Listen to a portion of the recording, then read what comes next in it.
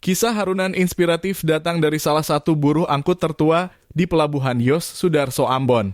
Ialah Wahidi Tuasikal 61 tahun, pria lansia yang mengais rejeki di kawasan pelabuhan terbesar di Maluku itu.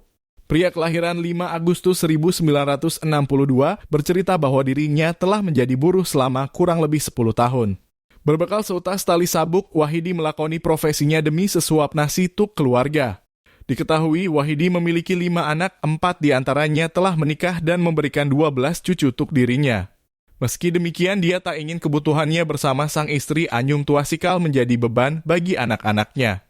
Saat diwawancarai tribunambon.com, Wahidi mengungkapkan alasannya tetap bekerja di usia senja hanyalah untuk menafkahi keluarga. Semangat berjuang itu menjadi kunci tubuhnya tetap bugar untuk bekerja. Kerja begini alasannya cuma berjuang demi hidup dan makan keluarga, sehat terus yang penting jaga makan, ungkapnya. Di samping itu diakuinya kekuatan untuk bekerja merupakan anugerah dari Allah. Jangan pernah tinggalkan sholat atau ibadah, cetusnya dulu sebelum menjadi buruh angkut. Wahidi berprofesi sebagai petani di Maluku Tengah. Namun karena pindah domisili ke Ambon, sehingga dia terpaksa mencari profesi lain untuk menyambung hidup. Bekerja sebagai buruh angkut, penghasilan yang didapatnya tak selalu menentu, bergantung dari jumlah kepadatan penumpang di pelabuhan.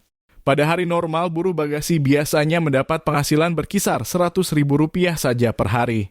Sebaliknya, rejeki nomplok bisa didapat saat arus mudik lebaran atau Natal tahun baru seperti sekarang ini.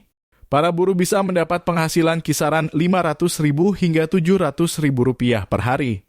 Tak semudah yang dibayangkan, Wahidi harus beradu cepat dengan para buruh yang berusia jauh lebih muda. Bahkan dalam kondisinya yang rentah, masih ada saja para penumpang yang menawar harga saat menggunakan jasanya.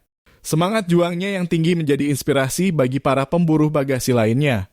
Sebagai anak muda saya salut, beliau umurnya sudah tua tapi masih kuat untuk bekerja, ujar salah seorang buruh bagasi, Ian.